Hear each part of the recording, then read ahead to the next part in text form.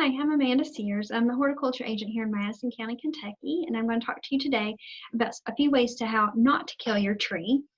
There's so many things that can kind of go wrong and that I at least see from talking to clients, whether it's diseases or insects or just environmental problems. But there are some things you can do early on, even before planting, that can kind of help ensure the quality and health of your tree. So first of all, you need to pick the right tree for the right place. You may have a perfect place to plant a tree in your landscape, but not every tree will grow there perfectly. So where do you want your tree to go? What's the soil like there? We have a lot of clay here in Madison County. Some trees do not grow well in clay soils. Is it a wet area? Is it holding water? How big will the tree that you like be when it's fully grown? It's not a good management practice to think you're going to cut a tree constantly to keep it the size you want it to be. It will eventually just stress you and stress the tree. Do you want something native? That's always a good choice because they tend to be adapted well to our areas and our environmental conditions. Do you want something that flowers or maybe something that has pretty fall color? Do you want something that has fruit? That's sometimes a neat choice, but the flip side of that coin is, are you going to want fruit laying in your yard? You're going to have to mow it and pick it up. Or is there going to be hornets? So just think about the different things before you pick a tree. And that does mean quite doing some research. And I'm always here to talk to people about maybe some choices for trees that might do well in their area. I will say, from talking to people over the years, there are some options that I would avoid. The ashes, I wouldn't want to plant because of the emerald ash borer.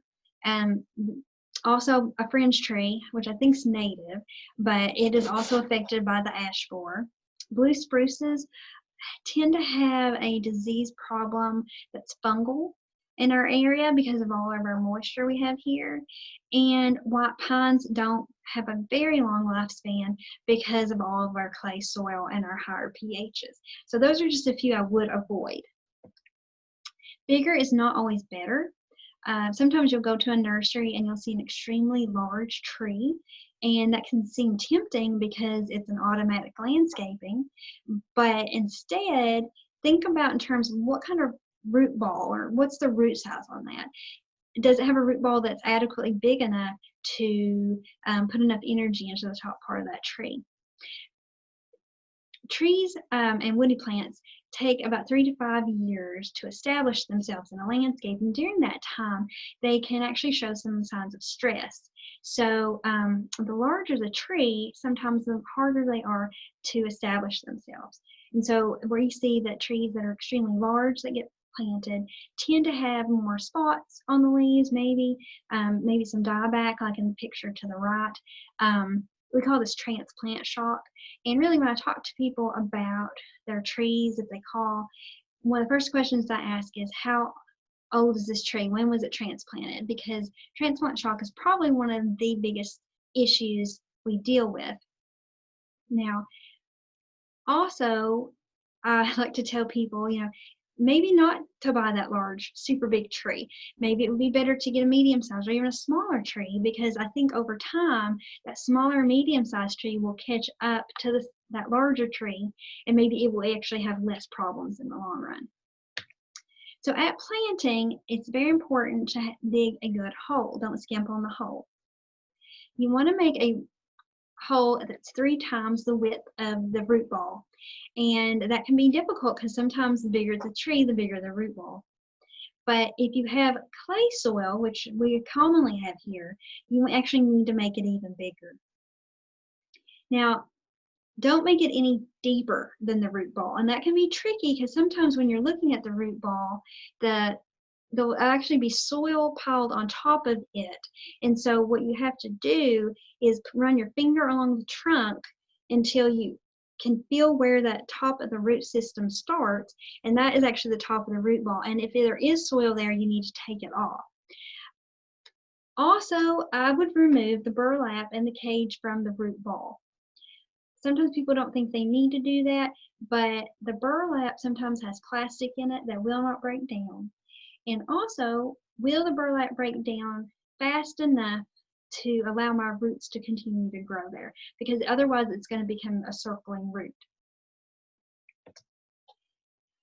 I mentioned making sure that you didn't plant things any more deeply than the root ball. If plants or trees are planted too deeply, you'll end up seeing what's on the left.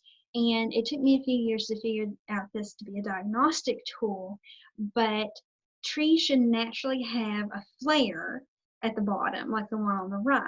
If you don't actually have a root flare, it's a sign that the tree has been planted too deeply.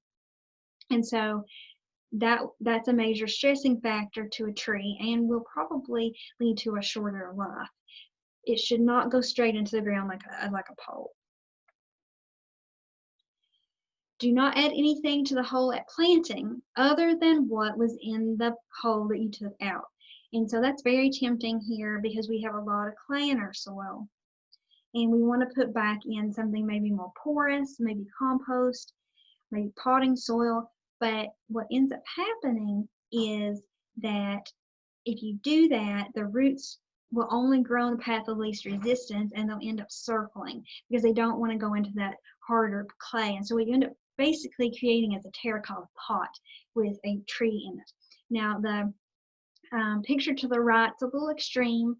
You know, that's a very extreme example of circling roots. But I have talked to people who have done this and literally their trees just kind of fall over, like pop out and fall over.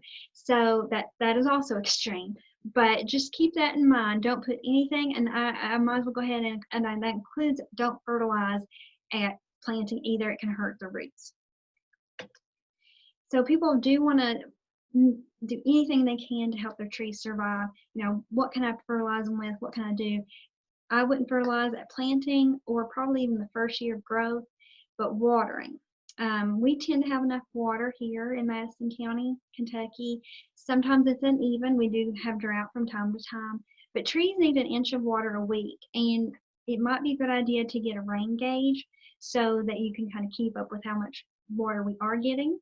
It's better to irrigate less frequently, but for longer periods so that it'll promote good root growth. The first few years are the most important, and you can see if the soil is dry, provide about 2 gallons of water per diameter inch of the trunk. And that goes back again, a bigger tree is going to take more water as it establishes. Overwatering can be just as bad as a drought, and that goes just, remember to kind of watch how much rain we've received. And I wouldn't even really think of irrigating or watering unless we haven't had rain for maybe a week or 10 days. So keep up with that. And at that point, then start to water. Symptoms of overwatering are very similar to symptoms of drought. We can see wilting, because basically with overwatering, you're creating an area of the root that may be rotting. And don't top your trees. Honestly, it's just ugly. It's just unsightly and ugly. And I think historically, in times past, this maybe was a recommended practice, but now we realize that this is not healthy for the tree, not just aesthetically, but long term. The growth that does come on is a flush of new growth, but it is weak and will break out of the tree easily, like potentially in a storm. And this is actually also would be a place where insects and disease might invade. It is more expensive in the long run. I have a professor in college who is very against topping trees, and he said, basically, if you're going to take a chainsaw up there and cut it like that, you might as well just cut it 6 inches from the ground, because you're going to have to come back in and do that pretty soon afterwards too. Some species can tolerate topping better than others. I'm not even sure which species that would be, but that's what the research I've looked up and for this presentation said. So it kind of goes back to, you shouldn't use pruning as a way to keep trees in check and to keep them the size that you want. You should put them in the right place to begin with, and I know that's easier said than done sometimes. With mulch, it's a great way to keep your trees healthy. It keeps us from wanting to weed eat right up to them or mow up to them. And I don't know how many times I talk to people and we try to figure out what's going on with their trees, and eventually we figure out that the tree has been hit several times with a mower or a weed eater, and that mechanical injury can really take a toll on the vascular system of the tree and really probably kill it over time. So you want to use mulch because it will keep the ground more evenly moist. But what you don't want to do is pile it up like in the picture on the top there. That's called a mulch volcano. And what happens is, remember, trees need a flare. And so what I'm seeing there is that it's going straight into that mulch.